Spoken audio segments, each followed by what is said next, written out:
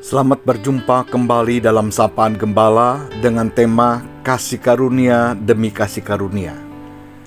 Didasarkan pada Injil Yohanes 1 ayat 16. Karena dari kepenuhannya kita semua telah menerima kasih karunia demi kasih karunia.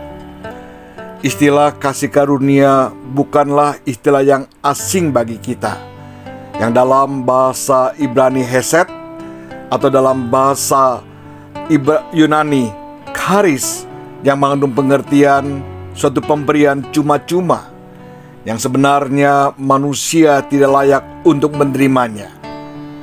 Istilah lain dari kasih karunia adalah anugerah, gracia, atau kemurahan. Dalam Perjanjian Baru, istilah ini ditulis sebanyak 156 kali, yang kebanyakan dipakai dalam konteks Tuhan mencurahkan kasih-Nya atau belas kasihan-Nya tanpa disebabkan oleh adanya kebaikan manusia, baik secara aktual maupun potensial. Natal selalu mengingatkan kita akan kasih karunia Allah kepada manusia, suatu pemberian terbesar, yakni anak tunggalnya kepada dunia ini.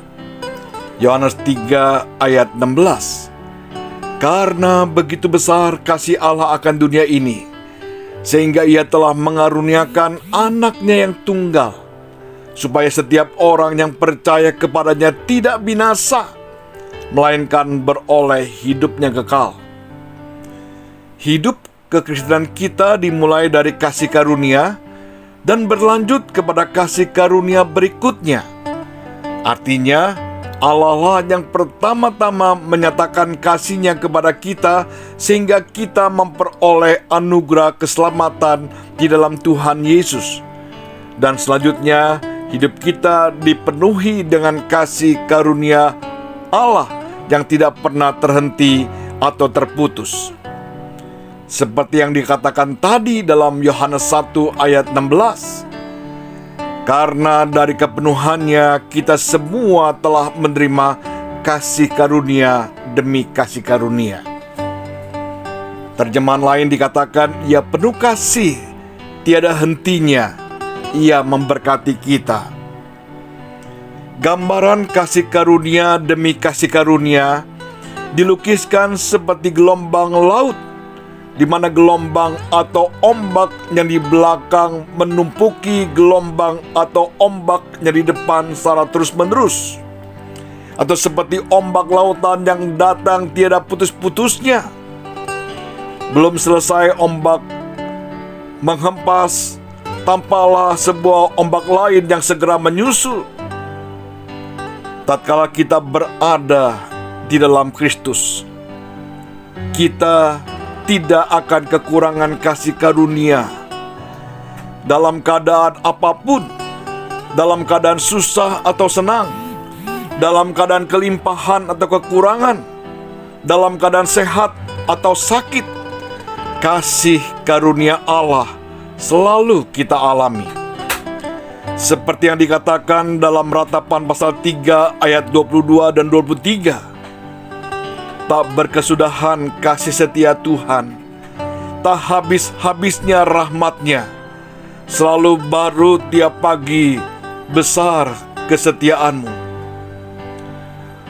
Paulus juga dalam surat-suratnya mengatakan bahwa lembar kehidupannya serupa jalinan kasih karunia demi kasih karunia sebagaimana suatu rajutan.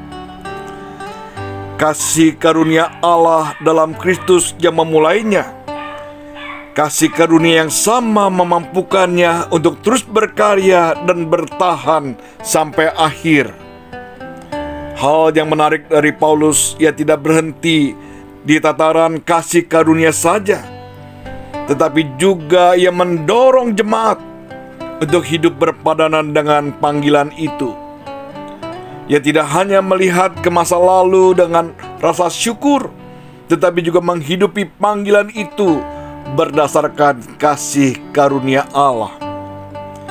Dalam 1 Korintus pasal 15 ayat 10 dia mengatakan, Tetapi karena kasih karunia Allah, aku adalah sebagaimana aku ada sekarang.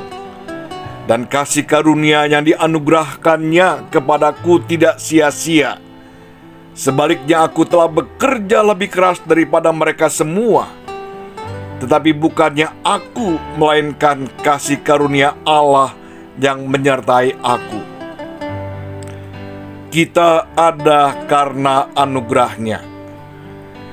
Keberadaan kita hari ini, prestasi, kedudukan, jabatan, harta kekayaan yang kita miliki, dan juga terutama keselamatan di dalam Kristus, itu semua berkat kasih karunia-Nya.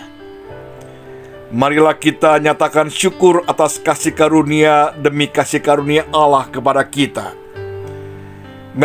Marilah kita wujudkan tekad untuk hidup semakin memperkenankan hati-Nya sebagai tanda syukur kita kepada Tuhan. Kiranya Tuhan menolong kita. Amin.